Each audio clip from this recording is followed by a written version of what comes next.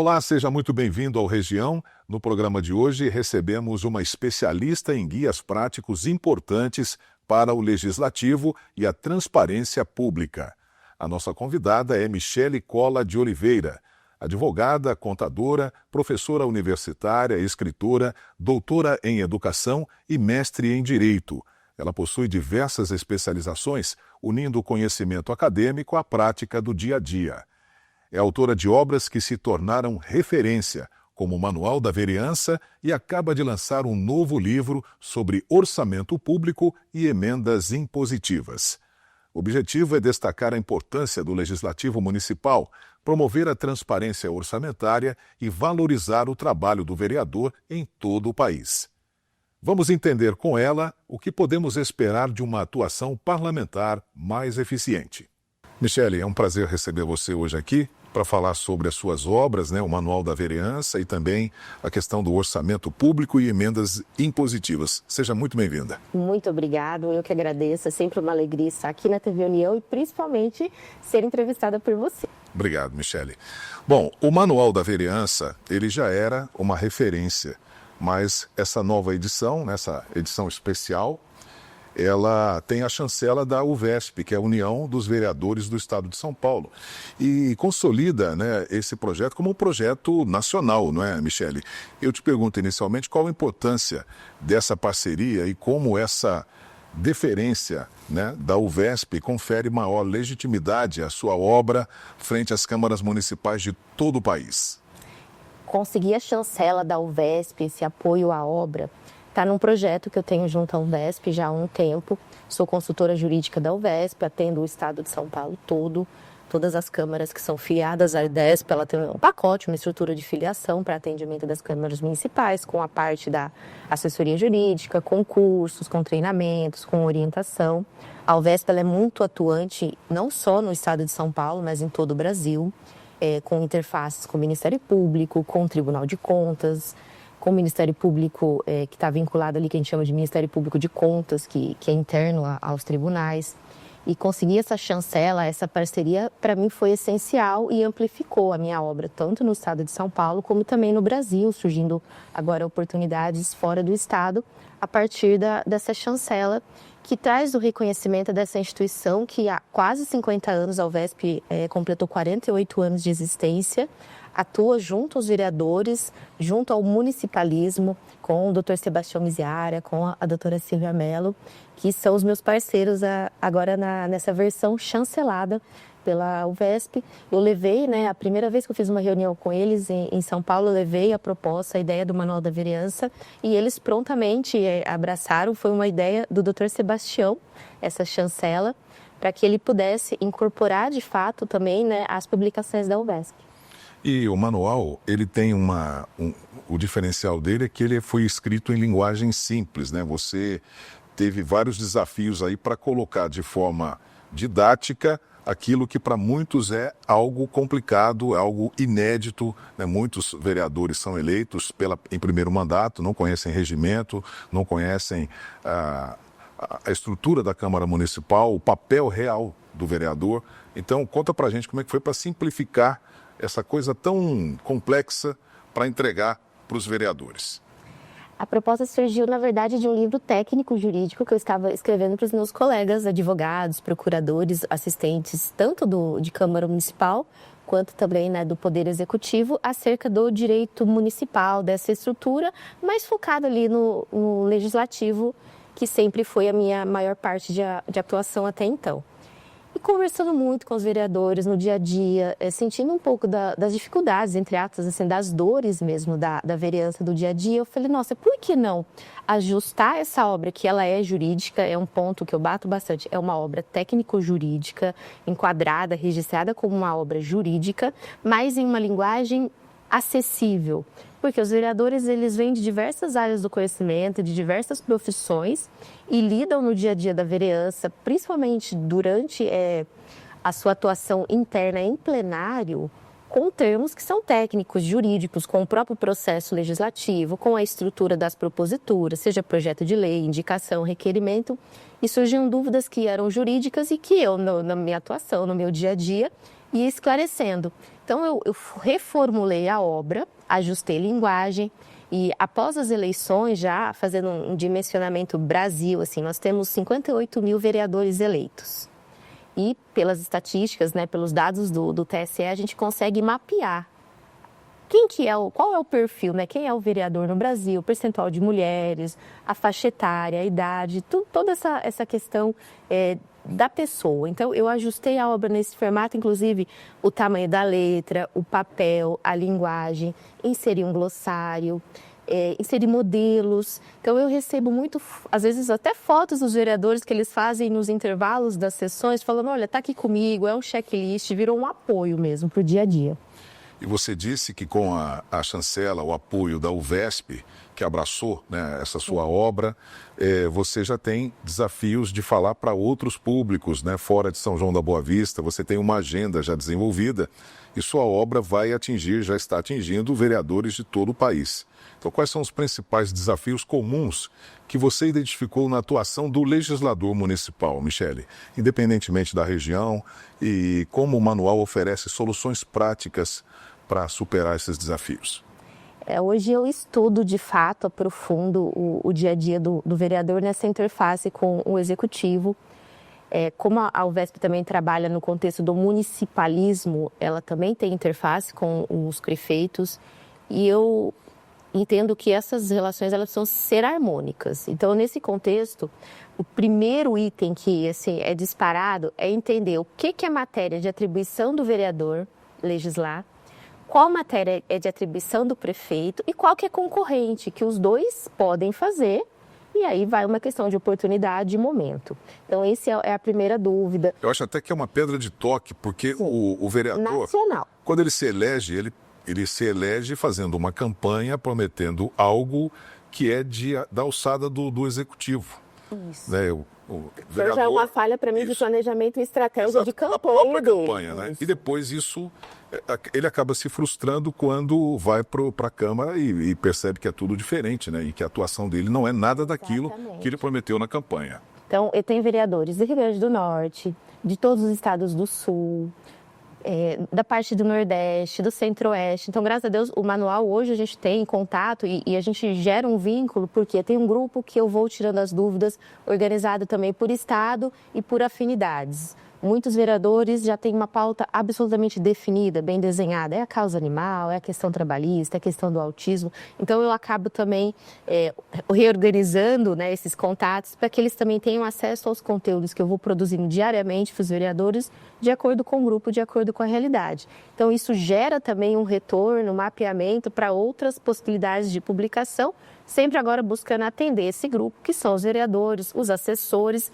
E também eu tenho um grupo muito interessante, que são os que querem se candidatar já na próxima, que estão se preparando, entendendo por quê. Magalhães, o principal ponto aqui é o vereador que detém minimamente esse conhecimento técnico-legislativo na linguagem dele, mais uma vez, ele com certeza vai atuar de uma maneira diferente junto à comunidade dele, junto aos colegas dele dentro da Câmara Municipal e também nas interfaces que ele vai ter com o prefeito, com o executivo. Ele vai ser mais eficiente na função de vereador. Mais assertivo e mais seguro, inclusive de defender algumas situações, de falar, não, essa atribuição, essa matéria, sim, o vereador também pode atuar.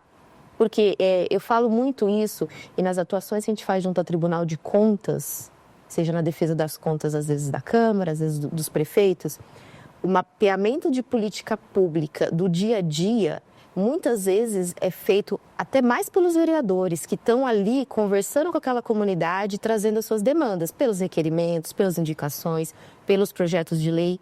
Então, tudo isso gera um conjunto de informações muito ricos, para que ele possa, a partir daí, exercer essa função legislativa que está alinhada a outras questões também, que aí é o segundo ponto de dúvida, como eu posso fiscalizar, que de fato é da minha atuação, principalmente as fiscalizações junto à saúde, entender essa limitação.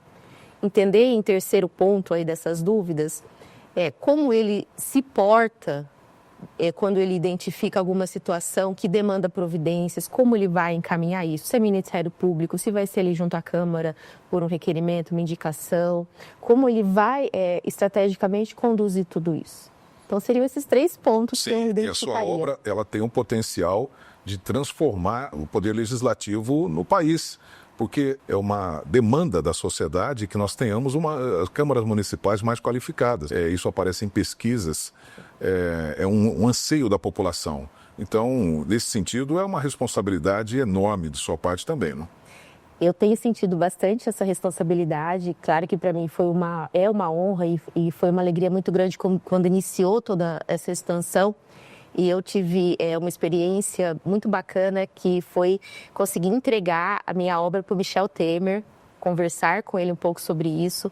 E ele falou, olha, continue. E as palavras dele foram muito no sentido do que você falou. Olha, continue expandindo, continue escrevendo. É uma obra importante. Nós nunca tivemos uma obra no Brasil nesse contexto. E eu, graças a Deus, estou tendo uma receptividade muito grande. Como eu falei para você, eu fui para Teófilo Otoni num evento com 300 vereadores, com lideranças políticas.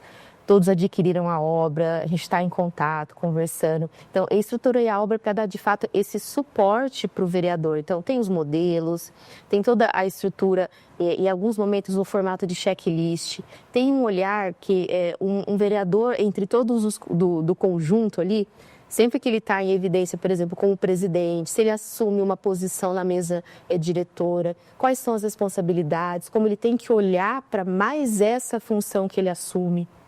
Porque ele vai ter que cuidar da vereança dele, do dia a dia dele, mas também ele é o gestor de um dos poderes do município. Então, toda essa questão administrativa, esse olhar para que ele cuide das contas e dessa parte interna mesmo administrativa da Câmara Municipal, também tem na obra. E muitos vereadores não sabem a importância que tem, o tamanho que tem dentro da estrutura política do município administrativa. E a responsabilidade. E isso empodera, né, o vereador, além de qualificar. E uma outra questão que é muito importante é a comunicação do vereador, né? Muitas vezes ele vai para a rede social, eu sei que você não trata da questão da comunicação e sim do rito, né, do regimento, etc. Mas a comunicação também é importante. Você já está pensando em alguma coisa nesse sentido? Criar um manual de comunicação para os vereadores? Eu já pensei, não vou negar que eu já pensei com certeza, porque eu vejo muitos vereadores que são produtivos, que são eficientes no que fazem, mas tem uma dificuldade, tem um gap, tem uma falha de comunicação, de como levar isso para a rede social e depois como moderar isso também, os que levam, porque vão vir comentários, muitos são elogiosos, outros nem tantos e alguns até criminosos. Então, já pensamos um pouco nessa questão. Tem um curso pronto, que foi elaborado semana passada, a gente nem conversou sobre isso, mas você já adivinhou, pela UVESP, nessa estrutura mesmo, dos aspectos jurídicos dessa comunicação em redes sociais. Até para que os vereadores também, querendo, isso já é um movimento muito importante, tomem providências quando a gente esbarra na questão criminal. Se é uma calúnia, uma difamação, né, entre outras possibilidades, é uma fake news que acaba surgindo a partir de uma postagem dele. Ou se ele é vítima também de algum vídeo, algum comentário, algo nesse sentido. Mas quem sabe um livro, Magalhães? Vamos escrever junto? O convite está pronto. Vamos pensar. Vamos. Agora a gente vai para o intervalo, voltamos daqui a pouco com a advogada Michele Cola Oliveira. Até já.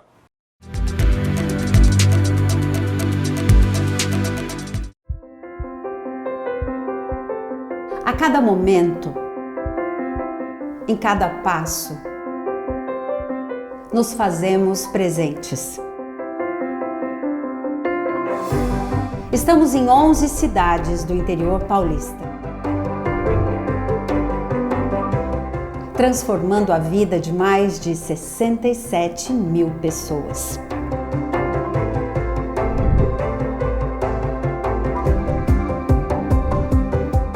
Fazemos da saúde o nosso propósito.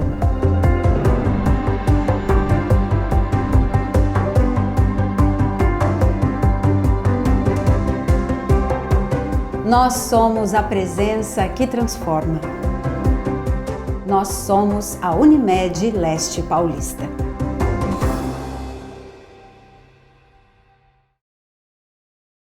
O futsal em Aguaí está presente em todos os bairros. São 10 núcleos espalhados pela cidade, atendendo crianças e adolescentes, dos 6 aos 17 anos. Aqui, cada treino é uma oportunidade de aprender mais do que esportes. É respeito, é disciplina, é amizade, é superação. Um programa que acompanha todas as idades, do primeiro contato com a bola ao aperfeiçoamento competitivo. O futsal é um dos maiores programas esportivos da cidade, revelando talentos e formando cidadãos. Futsal em Aguaí, esporte e futuro para todos.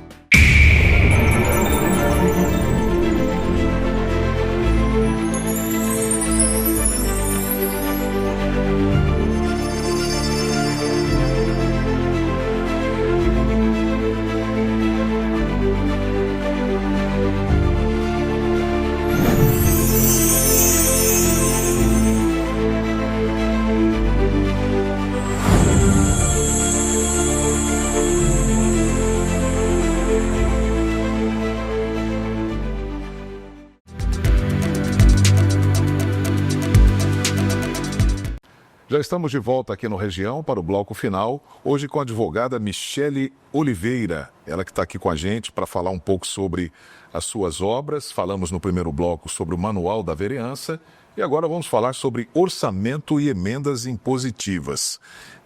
Qual o propósito desta segunda obra, Michele?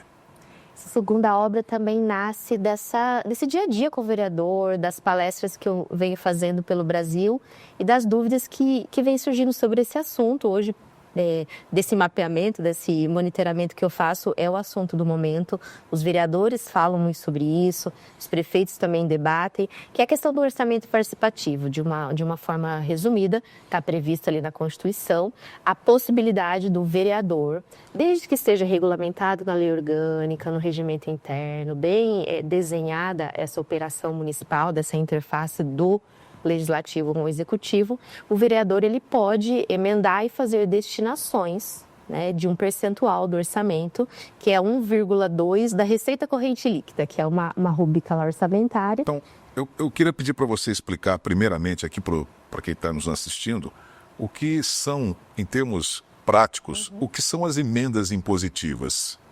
De uma forma, assim, didática, fugindo do juridiquês, que não é o objetivo aqui.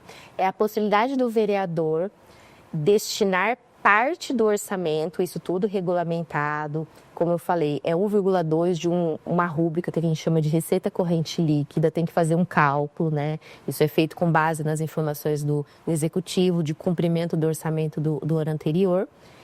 Ele pode destinar, aí dividido, rateado esse valor entre os vereadores, né? Aí cada casa vai ter uma quantidade, são 15 vereadores, são 9, enfim. Eles vão poder destinar para situações, para projetos dentro do próprio executivo ou até mesmo para o terceiro setor. Lembrando que, da destinação, por exemplo, o vereador ele pode utilizar do orçamento 300 mil. 150 mil ele tem que destinar para uma área vinculada ou da saúde.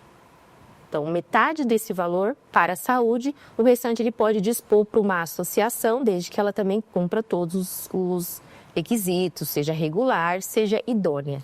Então, é a possibilidade do vereador participar do orçamento. E esse mecanismo permite emendas de bancada, por exemplo? Permite, é possível. Essa composição pode ser individual ou eles podem também se unir para destinar um valor maior para determinado projeto, desde que eles respeitem 50% para a saúde, vinculado necessariamente à saúde humana.